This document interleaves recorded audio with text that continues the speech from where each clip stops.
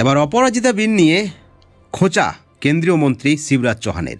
তিনি বললেন যে শাহজাহানের এবার ফাঁসি হবে তো, শাহজাহানের মৃত্যুদণ্ড হবে তো। বন্ধুগণ, এই মুহূর্তের আরও একটি বড় খবর আপনারা সকলে জানেন, রাজ্যের মুখ্যমন্ত্রী বিধানসভায় অপরাজিতা নারী ও শিশু বিল 2024 পাস করেছেন এবং সেখানে বেশ কয়েকটি নীতির কথা বলা হয়েছে। ধর্ষণ ও হত্যা মামলায় মৃত্যুদণ্ডের বিধান রয়েছে এবং চার্জশিট দখলের 36 দিনের মধ্যে মৃত্যুদণ্ড দিতে হবে, যেমনটা কিন্তু এই বিলের মোদ্দা কথা। ঠিক এই পরিপ্রেক্ষিতে এবার কেন্দ্রীয় মন্ত্রী শিবরাজ চৌহান খোঁচা দিয়েছেন যে শেখ শাহজাহানকে, সন্দেশখালীর শেখ শাহজাহান কি এবার শাস্তি পাবেন?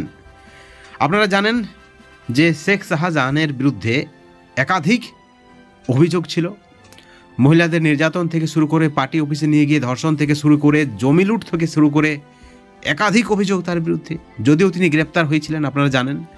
এবার শিবরাজ চৌহান বলছেন যে আগে তিনি এই বিল কেন আনেননি, তাহলে কি আবার শেখ শাহজাহান শাস্তি পাবে? একটা বড় প্রশ্ন রাজ্য সরকারকে তথা রাজ্যের মুখ্যমন্ত্রী মমতা বন্দ্যোপাধ্যায়কে।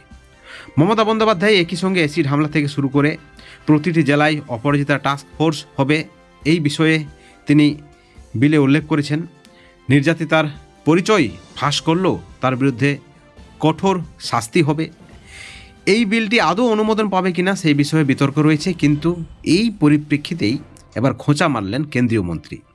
আপনারা সকলে জানেন বিরোধী দলনেতা শুভেন্দু অধিকারী বলেছেন এই বিলকে অবশ্যই তারা সহযোগিতা করবেন, কিন্তু প্রশ্ন হচ্ছে আগে কেন বিল আসেনি, যেমন একটা প্রশ্ন কেন্দ্রীয় মন্ত্রী। ঠিক একই সঙ্গে প্রশ্ন যাদের বিরুদ্ধে এই ধরনের অভিযোগ রয়েছে তারা কেন শাস্তি পায়নি বা তারা শাস্তি পাবে তো?